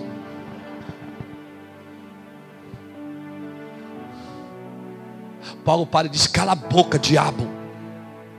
E por causa disso eles foram para a cadeia. Eles estavam indo ao lugar de adoração. Deus mudou o rumo, eles foram para a cadeia. Quando chegou na cadeia, o que é que eles fazem na cadeia? Porque muda o lugar, mas não muda o propósito, irmão.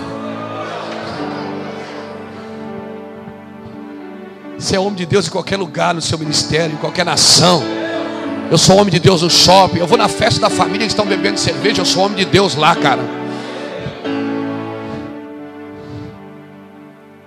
Sou homem de Deus em qualquer lugar. Mudou o ambiente, mas não mudou o propósito. Aleluia. Eu me lembro quando eu me converti, eu ia na festa das famílias, eles ainda vinham com o copo de cerveja. Ah, duvido que tu resiste. Ah, para. E eu queria enfiar Jesus de boca abaixo para eles. Vocês vão tudo para o inferno. Hoje não, irmão. Quando chega na festa da família, eles não sabem onde põe o cigarro, onde põe a bebida. Eu cheguei aí, querido. Pai do Senhor. Pai do Senhor. Você vai ficar para almoçar com a gente? Eu digo: vou. Você ora pelo almoço? Eu digo: oro, claro. Aí eu oro pelo almoço, aquela oração assim de 20 minutos. Todo mundo de mão dada. Eu digo: Senhor meu Deus eterno. E começa a dar o nome de cada um. Senhor, abençoa o meu tio fulano de tal. Ele é um homem de Deus, Senhor. Ele é teu, Senhor. Desde criança o Senhor o guarda. Meu Deus. Sabe qual é o nosso problema? É que dependendo de onde a gente está, a gente procura uma mensagem para encaixar ali. Isso é o ministério do camaleão, cara. Que ele quer se encaixar por causa da influência. Não dilua a palavra de Deus em qualquer ambiente que você está. E se você não pode mais pregar o evangelho aonde você está, sai daí!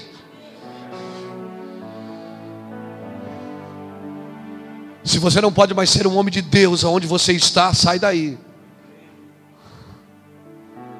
Não dilua a palavra de Deus em lugar nenhum.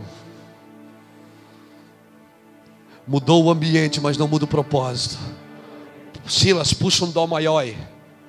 Vamos cantar. Para quê? Vamos cantar, Silas. A gente não ia adorar, a gente não ia buscar Deus. Vamos buscar Deus aqui mesmo, cara. O problema é que homens de Deus não se movem por circunstância, querido. Paulo dizia: em tudo eu sou atribulado, porém não angustiado, perseguido, porém não abatido, perplexo, porém não desanimado, levando no meu corpo as marcas de Cristo, para que a vida de Cristo também se manifeste na minha carne. Por isso, ainda que o meu homem exterior se corrompa, o meu homem interior se renova a cada dia. Paulo está dizendo: em tudo eu sou atribulado aqui fora, porém não angustiado aqui dentro, perseguido aqui fora, porém não abatido aqui dentro. Ou seja, as coisas que acontecem aqui fora, elas não definem em quem eu sou aqui dentro no Senhor. Eu sei quem eu sou em Deus. Ele está dizendo isso. Paulo está dizendo isso. Sou atribulado aqui fora, luta, mas aqui dentro não. Dentro tem um lugar de paz. E quando eu não consigo resolver as coisas aqui fora, então eu vou para o meu lugar secreto, porque eu preciso me manifestar no homem interior. Você precisa matar esse homem exterior. Cuidado com a bajulação, irmãos. O sucesso te mata mais do que o fracasso. Pedro não pescou a noite inteira, mas também não afundou. Ele começou a afundar quando ele começou a pescar. Na hora que Pedro começou a puxar a rede, o barco começou a afundar. Porque o sucesso te afunda mais do que o fracasso.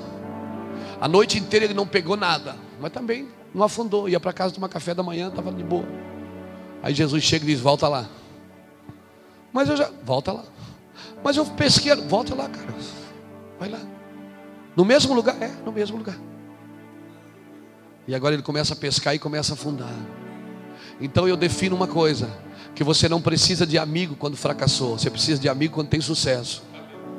Porque Pedro, quando ele começou a pescar, que ele viu que o barco estava afundando, ele fez sinal para os companheiros, disse: me ajude aqui. Você precisa estar rodeado de amigo quando Deus começa a te usar. Só que o problema qual é? Tem pastor estrela, o cara, Deus começa a usar ele, ele se isola. Para falar com o cara tem que ligar para 300 secretárias. Isso é que nem médico especialista, você tem que marcar a consulta daqui para 30 dias.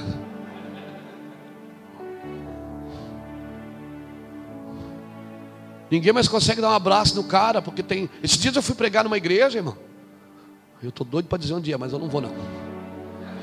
Eu fui pregar, quando eu acabei de pregar, e disse amém, que levante sua mão, aplauda o Senhor. Aplaudi o Senhor.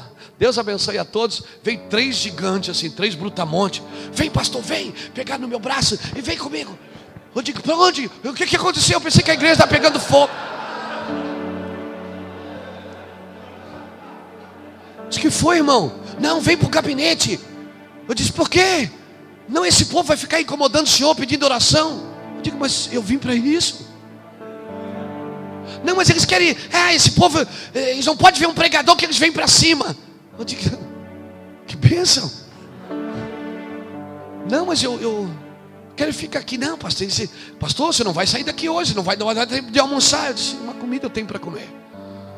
Deixa eu aqui com eles. Tira a mão de mim. Não, mas é que todo mundo que prega aqui vai para o gabinete depois. Eu não sou todo mundo, cara. Nós estamos quebrando justamente esse princípio. É isso que nós queremos quebrar nessa nação, esse estrelismo gospel. Essa meleca gospel. É isso que nós queremos acabar com isso. Que para tocar no cara, toca.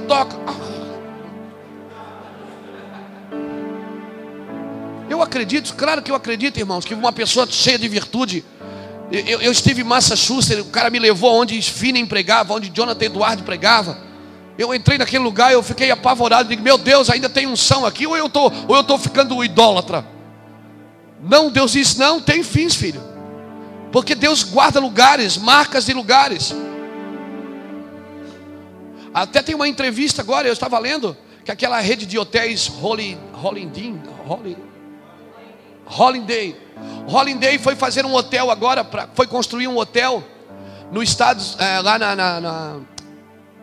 na Palestina, não, em Jerusalém, naquele monte. Foi construir um hotel no monte, e eles fizeram um estudo sobre o lugar, porque eles têm um estudo sobre o solo, e eles definiram que não podiam construir o hotel ali, porque a terra ali ela vai começar a rachar nos próximos anos. E ela pode rachar o hotel inteiro. Aí você vai ler na Bíblia, no mesmo lugar que Jesus vai pisar a planta dos pés do Armagedon. Aleluia. A terra já está clamando por justiça, meu irmão. A terra já está clamando por justiça.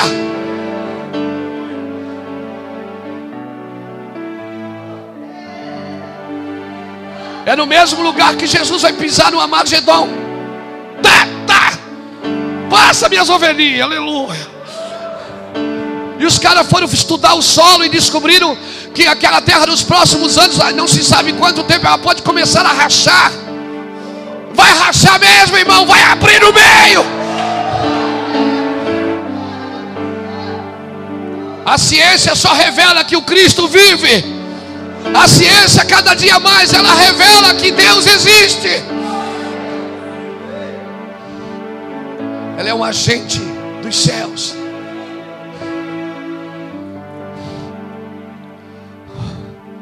Recentemente nós estávamos nos Estados Unidos e eu descobri isso lá.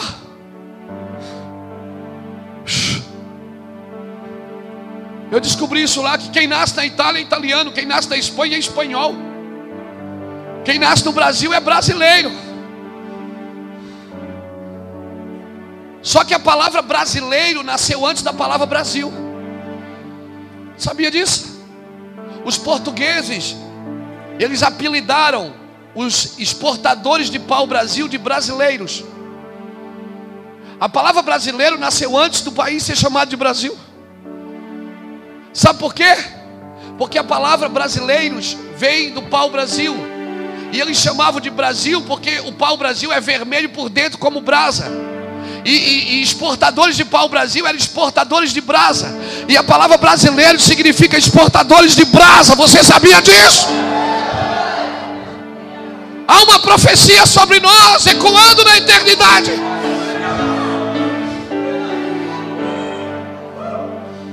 Eu sou um brasileiro com muito orgulho, com muito amor. Alguém disse para mim assim: pastor, logo você vai morar fora do Brasil. Eu digo: não, cara, eu não saio desse país sem ver um avivamento. Não vou não, eu vou ficar aqui no meu Itajaí. Eu vou tomar água de enchente até Jesus voltar. Eu quero ver avivamento nessa nação.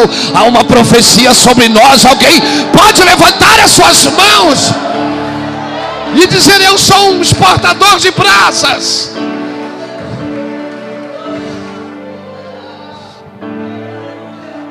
Eu sou um exportador de brasa, cara. Você é um exportador de brasa, meu irmão. Não, levanta a mão um pouco, levanta. Adora um pouco. Aumenta. Bota mais fogo para o céu. Deus está queimando esse lugar.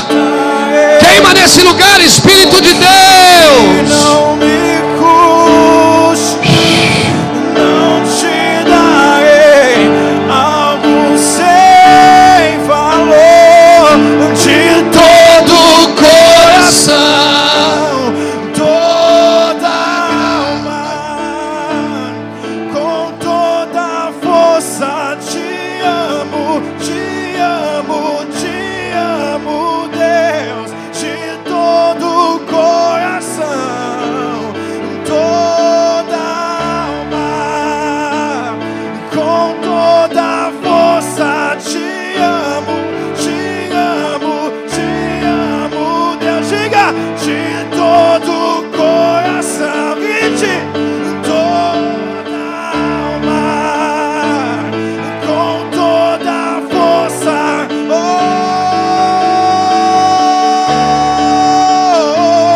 De todo o coração, toda alma, toda minha alma, com toda a força.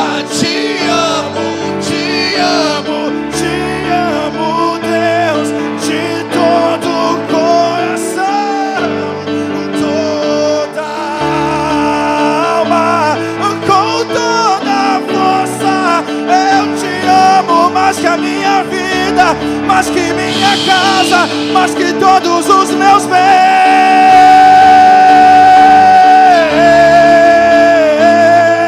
Nada me importa mais do que a sua presença. De todo o coração,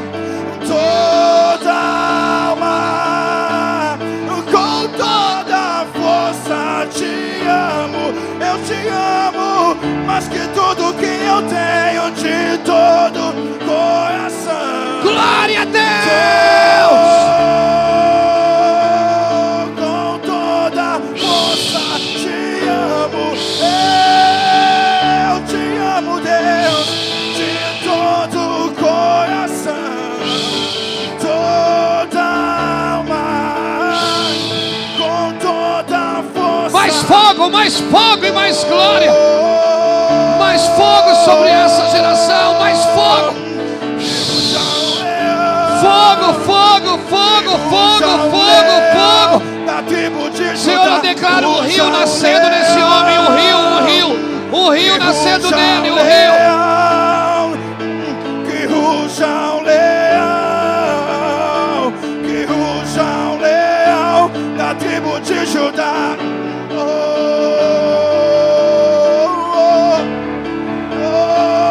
De todo o coração, toda alma, com toda a força te amo, te amo, te amo, Deus. De todo o coração, toda alma, com toda a força.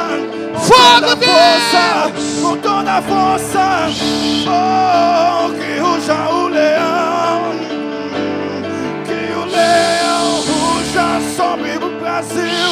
Oh, oh, nós chamamos Deus, nós chamamos Deus. A igreja que nós sonhamos existe, cara. A igreja que nós desejamos, ela existe. Ela não tem paredes, ela não tem teto. Esses dias Deus falou comigo.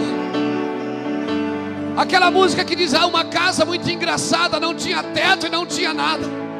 Deus falou assim: a minha igreja, filho, ela não tem nada para mostrar a não ser o Cristo. O Cristo, a minha igreja que anda comigo, ela não tem nada para mostrar a não ser o Cristo. Fogo, Deus, fogo, fogo. Me ajude, igreja. Fogo, Deus, fogo. Tu és o Cristo, o Filho de Deus. Mais fogo, Deus, mais fogo. Fogo. Tu és o Cristo, o Filho de Deus. Alinha esse coração com o teu, Deus. Alinha, alinha. Faz um avivamento na fazenda Rio Grande, Deus. Fogo, Deus, fogo, fogo, fogo, fogo, fogo. Filho de Deus.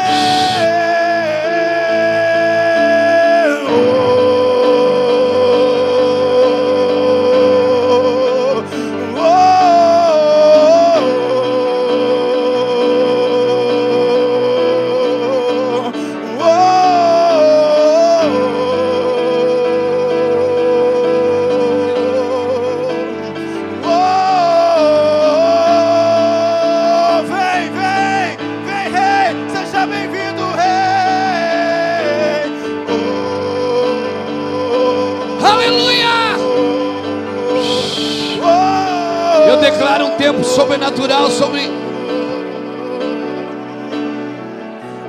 Declara um tempo novo sobre Tijucas, sobre o Rio de Janeiro, Deus. Eu declaro um avivamento correndo na igreja deste homem, no seu ministério, na sua vida. Eu declaro, Deus, o rio voltando a correr, Deus. Nosso Deus é poderoso.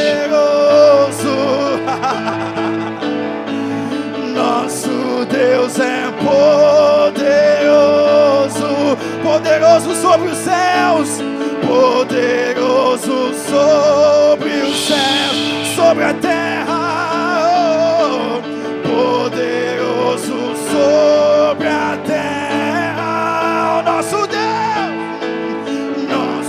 Deus é poderoso. Nosso Deus é poderoso, poderoso sobre os céus, poderoso sobre os céus. Tu tens o domínio em suas mãos, Yeshua, poderoso sobre a terra. Levante suas mãos e tu és o Cristo. Tu és o Cristo, o Filho de Deus. que criou mais os de Deus céus sobre e esse criou lugar, a Deus. terra. Tu és o Cristo, Pai, traz um tempo o novo. Filho de Deus. Que a Bíblia fique diferente para ele.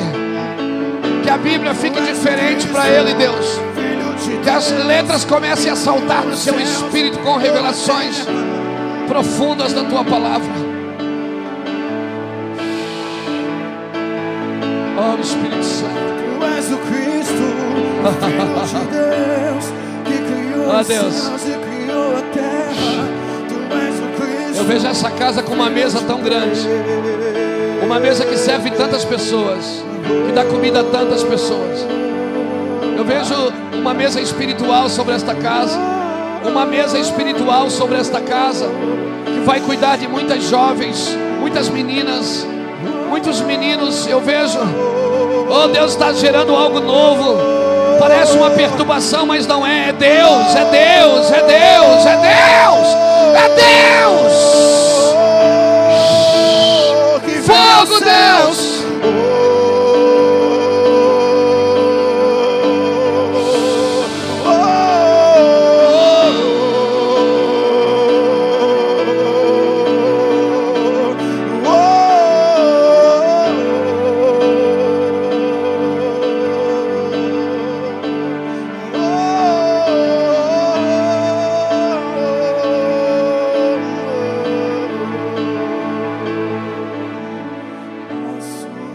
Escute, deixa eu te dar mais algum conselho. Senta aí que o voo foi cancelado.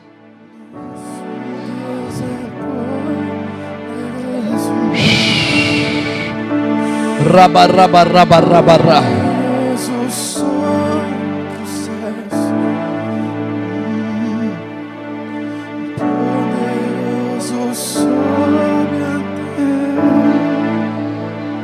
Escute. Deus não deu a igreja para ninguém. Deus não deu a igreja para apóstolos, para profetas, para pastores, para evangelistas e para mestres. A Bíblia diz que Deus deu para a igreja profetas, pastores, evangelistas, apóstolos e mestres. A igreja não é dos apóstolos, ela não é dos pastores. Devolva a igreja para Jesus. Ele não deu a igreja para os ministérios, ele deu ministérios para a igreja. Aleluia. Deixa eu te dar mais alguns conselhos. Deus não tem lata de lixo.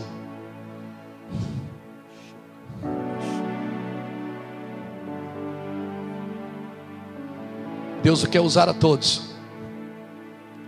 Deus não tem uma prateleira de refúgio. Você tem, Deus não. Deus, Ele quer usar a todos. Amém, irmãos? Deus não tem uma prateleira de refúgio. Deus não tem lata de lixo. O propósito de Deus é transformar a gente, não nos mimar. O propósito de Deus é que a lealdade seja a nossa base ministerial, irmãos. Davi, ele entrou numa caverna depois de ser perseguido por Saul. E dezenas de homens ali se tornaram tão leais a ele, que quando Davi chega no trono, ele não muda a sua guarda. Ele leva aqueles homens da caverna com ele. Alguns líderes que eu conheço, quando eles chegam no trono, aqueles homens das cavernas já não servem mais. Não. Davi tinha 37 homens que eram peritos. 3 em principal, que acertavam um fio de cabelo com uma flecha. Lutavam até a espada grudar na mão. Que com uma lança matavam 1000 homens. Que Davi só suspirava e dizia: ai, que sede. Uau, quem me dera tomar uma aguinha. Aquela lá da bica. Eles saíam atrás da água para ele. Lealdade, irmão, não é puxação de saco. Lealdade não é bajulação. Lealdade é dizer: eu estou com você na saúde ou na doença, na adversidade ou na prosperidade. É um casamento, cara. Lealdade não é puxação de saco. Nós temos um privilégio hoje, lá em Itajaí, que a nossa equipe de governo são amigos, a maioria deles desde a infância. Nós nascemos e crescemos na mesma cidade, então nós nos conhecemos há muitos anos. E nós conhecemos o defeito, e os defeitos, eles não são o suficiente para nos separar. O vice-presidente do Mevan, ele é meu amigo desde 7 anos de idade. Faz 40 anos que nós nos conhecemos. Meus 2 irmãos fomos criados juntos. O Jefferson eu conheço há 17 anos. Eu conheço o Jefferson quando ele não tinha um carro para andar. Hoje ele é um grande empresário na cidade, é um pastor de governo no Mevan. Nós somos amigos. O que nos uniu não foi posições, não foi títulos, não foi dinheiro, foi lealdade. Então, irmãos, monte uma equipe leal, ainda que eles estejam numa caverna, ainda que sejam homens que não têm formação nenhuma, nego sem metade da orelha, que perdeu o dedo na batalha, homens de cicatrizes. Gere uma equipe leal. Aleluia. Louvado seja Deus. Deus vai dar esses homens e essas pessoas para você. Eu tenho certeza que vai. Lealdade é você olhar na cara do cara e dizer: cara, você está errado. E ele diz: não fala assim porque eu sou o presidente. Não, cara. Se você é pai, a Bíblia diz que o coração dos filhos também vão converter o coração dos pais. Não é só os pais que vão converter os filhos também vão converter os pais. Esse menino, às vezes eu estou pregando, ele fala para mim, me chama no final, diz: pastor, isso no hebraico significa isso. Aí depois eu vou para outro dia e diz: irmãos, no hebraico significa isso. E sabe qual é o negócio? Depois eles veem ele falar e eles ficam pensando: pô, o Mateus aprendeu com o pastor Luiz. Deixa eles pensarem assim, Mateus. Enquanto eles pensarem assim, você está protegido, está guardado, filho.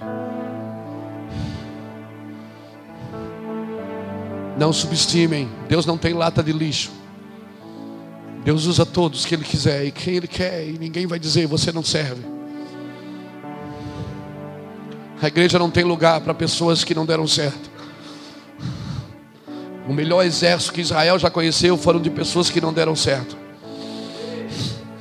A igreja não tem lugar para desprovidos, para incomuns, improváveis.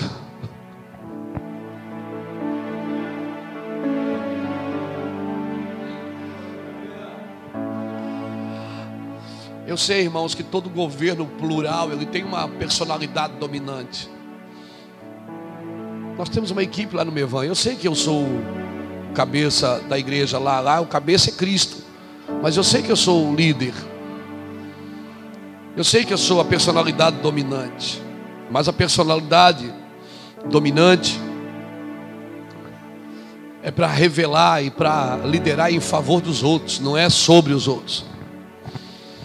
Porque uma personalidade dominante sem revelação, ela vai manipular e persuadir. O problema é quando tem alguma pessoa com uma personalidade dominante no grupo e não tem revelação. E aí ele quer impor sobre as pessoas. Imposições. Eu sei que eu tenho uma personalidade dominante no Mevan. Foi eu que comecei, eu que fundei. Jesus me deu a revelação e disse: faça isso, isso e aquilo. Hoje você vê muita gente falando, mas começou comigo. Eu sei, eu sou suficiente e entendido para entender que meus filhos estão ficando maiores. Mas uma personalidade dominante sem revelação, ela vira manipuladora. Ela vira persuasiva. Deixa eu dar mais alguns conselhos para você. Você me suporta mais alguns minutos? Amém? Que horas que é isso, gente? 12:15. É isso? É cedo, cedo. Não saia de algum lugar só por causa de problemas.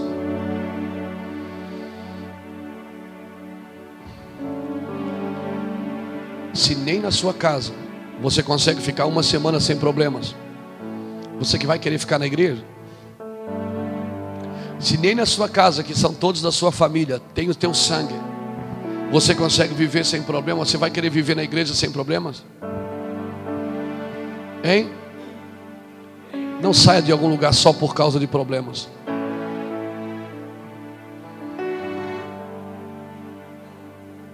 Diga comigo, lealdade. Irmãos, eu tenho aprendido nesses anos a conviver com uma coisa. Eu ando com muita gente,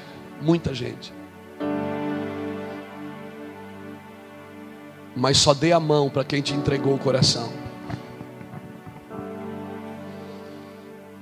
Você pode andar com todos, mas de mão dada, só com quem você já entregou o coração, quem entregou o coração para você e quem você entregou o coração para ele.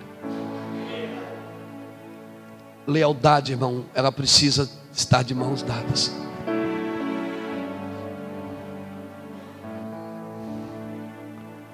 E sem o Espírito Santo nós não vamos aprender a viver em lealdade. Pedro disse para o Senhor: eu morro por tua causa. Jesus disse: Pedro, você não sabe o que está falando. Ainda hoje você vai me negar. Antes que o galo cante 3 vezes, você vai me negar. Antes que o galo cante 3 vezes, você vai me negar. Então, irmãos, lealdade é a base para o seu ministério crescer. Mais uma coisa: aprenda a servir a homens para poder servir a Deus. Esse negócio, meu negócio é com Jesus. Se você não serve um homem, eu te garanto, você não sabe servir a Deus. Amém? Se você ler Juízes, não, Josué capítulo 1, você vai ver Deus falando com Josué. Josué, a Bíblia diz que Deus falou com Josué depois que o servo Moisés estava morto. E Deus disse: faz tudo como viste o meu servo Moisés fazer. Faz tudo o que ele te disse para fazer. Irmãos, às vezes eu converso com alguns meninos e eles acham que sabem mais do que a gente. E às vezes eles sabem mesmo, porque eles estudaram mais. Por exemplo, o Mateus, ele fala inglês fluentemente. Eu não falo nem o português fluentemente. O Mateus fala o inglês fluentemente. Aprendeu algumas coisas que eu não aprendi. A diferença é que ele tem 16, eu tenho 47. Eu tenho 31 anos de vida que ele não viveu ainda. Algumas marcas que eu já vivi que ele ainda ele não aprendeu. Então respeite, irmãos. Algumas pessoas, respeite as cansas. Honre os mais velhos, honre o sonho dos velhos. Porque os jovens terão visões, mas os velhos terão sonhos. Não despreze, não tire os marcos antigos. Ah, mas agora ele perdeu a visão. Agora a gente está em outro ministério, assim, a nossa visão. Agora Deus está levantando uma nova geração. Deus nunca quis levantar uma nova geração. Deus sempre quis levantar a próxima geração. E se Ele está levantando a nova, porque os velhos falharam. Mas honre-os. Honre-os. Amém? Josué, servo de Moisés. Moisés, servo de Deus. Você só consegue ser servo de Deus se você for servo de um homem. Olha para a vida de Jonatas. Estude a vida de Jonatas, amigo de Davi. Jonatas disse assim para Davi: eu sei que tu vais ser rei, e eu quero ser o segundo contigo. O cara queria ser o segundo. Você pode imaginar isso? Ele disse: tu serás rei e eu serei o segundo contigo. Você pode imaginar o cara estudando para ser segundo, e sabendo que ele ia ser o segundo? Você não tem que ser o primeiro para ser aceito. Viva a posição e o lugar que Deus te colocou. Nós tínhamos um pastor que a gente conhecia, ele já está na eternidade. Ele dizia assim: irmão Luiz, tem gente que prefere ser cabeça de rato do que colo de leão. Às vezes o cara quer ser cabeça, nem que seja de rato, mas ele não consegue trabalhar em equipe. Irmão, esse não é o propósito eterno da Bíblia. Deixa eu te dar mais alguns conselhos. Primeiro, o dinheiro, ele não desvia você. O dinheiro só mostra quem você sempre foi. Porque o dinheiro, ele potencializa você. Se você for bom, o dinheiro vai te deixar melhor. Você vai ficar mais generoso quando você tiver mais dinheiro. Agora, se você for um caba ruim, você vai ficar mais endemoniado com o dinheiro. Não, mas eu desviei por causa das riquezas. Não, as riquezas não desviam você. Eu conheço gente que ficou rica e ficou mais humilde do que quando era pobre. Eu conheço gente que não tinha nada e hoje tem e está mais madura. E eu vou te falar uma coisa, às vezes eu lido com mais pessoas soberbas que são pobres do que pessoas soberbas que são ricas.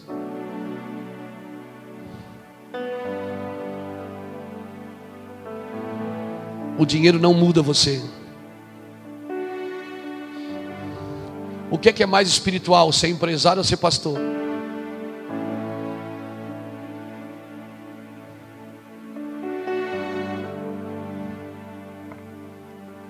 Responda, irmão.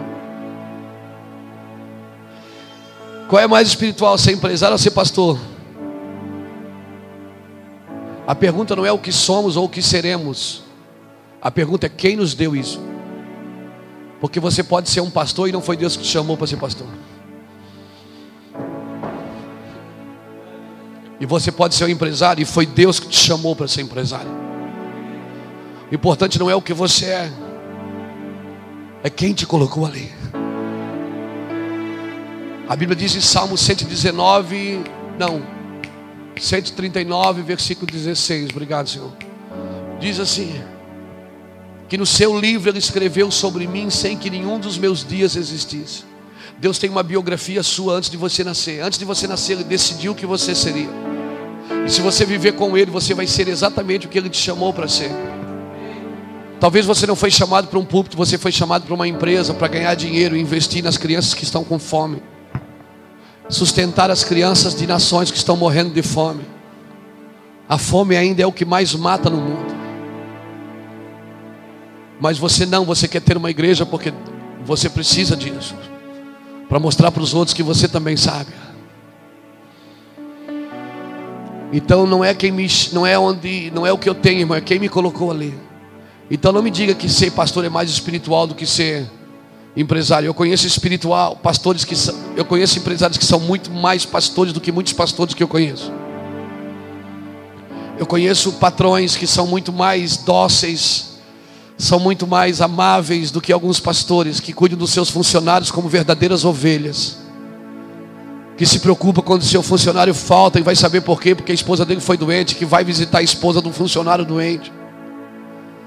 É um cara que se preocupa com seus filhos, porque aqueles filhos estão enriquecendo você. O que é mais espiritual? É ser um empresário ou é ser um pastor?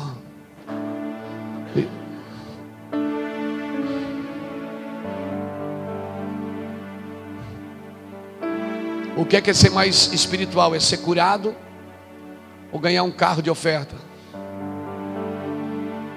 Qual é o princípio de espiritualidade que nós temos? É quem ganhou um carro ou quem foi curado? Você pode ter sido curado e não foi Deus que te curou. E você pode ter um carro que foi Deus que te deu.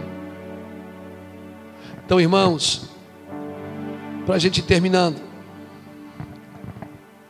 trilhe o caminho da maturidade. Ande em maturidade. Viva em maturidade. Alcance a estrutura, a estatura de um varão perfeito. E quando é que eu me torno perfeito? Quando eu entendo a unidade. Tem pessoas que Deus quer levar em níveis maiores. Amém? Fala. Esse cara sou eu. Fala o que o Roberto Carlos diz. Esse cara sou eu. Agora, esses lugares mais altos são lugares solitários. Você vai estar muito sozinho nesses lugares. E não adianta você querer cobrar os outros que ninguém me entende. Não adianta você querer ser inentendível. Esses lugares são lugares solitários, são lugares que você vai sozinho. Embora você esteja rodeado de pessoas, Esses lugares são solitários. Jesus levou aquela cruz rodeado de pessoas, mas era um lugar solitário. Alguém ajudou porque foi empurrado para ajudar. Então pense nisso. Quem carrega a cruz não carrega culpa. Ou você carrega uma cruz ou carrega uma culpa. Solte a culpa nessa manhã, pastor, e pegue essa cruz, amém? Para encerrar, não saia do processo de Deus. Respeite o tempo para todas as coisas. Não coma a sobremesa antes da comida. Respeite o tempo de Deus. Viva o processo. Viver o processo é um sinal de verdadeira maturidade. Vai chegar um momento da sua vida que você vai querer se abandonar na divindade de Deus. Hoje nós estávamos tomando café da manhã e a gente estava falando, puxa, eu não sei mais o que eu prego. Eu falei para os nossos irmãos, eu disse, cara, eu não sei mais o que eu prego. Você lê a Bíblia todo dia, você fala todo dia, mas o problema é que a nossa alma quer uma mensagem diferente. E nós não temos que ter mensagens diferentes. Nós que temos que ter uma mensagem. Amém? Uma mensagem simples, que vai tocar o coração das pessoas. Agora é para terminar mesmo. De verdade. Honre a semente que as pessoas carregam, não só os seus resultados. A glória de um homem de Deus é honrar alguém que ainda não manifestou resultados. Honre pessoas que ainda não deram nenhum resultado. Todo homem de fé é um homem que tem fé em pessoas, não em coisas. Todo homem de fé, ele tem fé em pessoas. Aleluia. Louvado seja o nome do Senhor. Não procure dar resultado só para ser aceito. Cuidado, você pode estar sendo aceito só por causa dos resultados. Tem algumas coisas que Deus está fazendo comigo. Tem algumas agendas que Ele está me impedindo. Tem alguns lugares que Deus está me impedindo de fazer. E eu estou sentindo que Deus está me parando. Eu estou sentindo. Eu já vi essa história já. Só que a primeira vez foi com enfermidade. Deus é capaz de colocar uma enfermidade em alguém? Não, eu não disse isso. Eu disse que se você quebra o princípio, Deus deixou um ambiente para a gente descansar. E se a gente quebra o princípio do descanso, todo princípio que você quebra, quebra você. Eu estou sentindo assim que Deus está me parando. Estou sentindo no meu espírito que Deus quer alguns sabáticos, que Deus quer um tempo só para Ele. Eu não sei o que Deus quer fazer, mas eu sei que algumas coisas estão para acontecer nos próximos dias, irmãos. O quadro dessa nação ainda não foi, ele já começou a mexer, mas ainda não está definido. Se prepare nos próximos dias, Deus vai mudar o curso dessa nação. E alguns de nós vamos ter que sair do púlpito e ir para o altar. Alguns de nós vamos ter que fazer isso. Agora nós queremos voar. Eu quero deixar esses conselhos para você. São conselhos que vão ajudar você a estabelecer o seu ministério, não só manifestar. Quando Jesus queria manifestar, Ele ia para um púlpito. Quando Ele queria estabelecer, Ele ia para uma mesa. Sentava com os seus discípulos e falava aos discípulos. Muitas vezes os discípulos dizem, o que o Senhor falou lá a gente não entendeu. Ele disse, mas não era para entender. Não era para entender ainda. Alguns já estão entendendo, irmãos. Eu não quero ser místico aqui não, mas eu confesso para você, tem algumas pessoas que ainda não sabem. Elas só mergulharam no rio, elas não sabem o que está acontecendo. Mas elas entraram no rio, de vez em quando põe a cabeça para fora, respira um pouco e volta. Mas eles, cara, onde é que vai dar isso? Eu não sei o que vai acontecer. Às vezes eu também não sei. Mas eu sei que eu estou no lugar certo. Eu estou indo, lançando o pão nas águas, deixando, repartindo com 7 ou com 8. Mas eu sinto que alguns de vocês Deus vai chamar para mais perto. Se preparem, alguns catalisadores, alguns homens que Deus precisa levantar a cabeça deles. Amém? Fique de pé comigo então, vamos adorar o Senhor.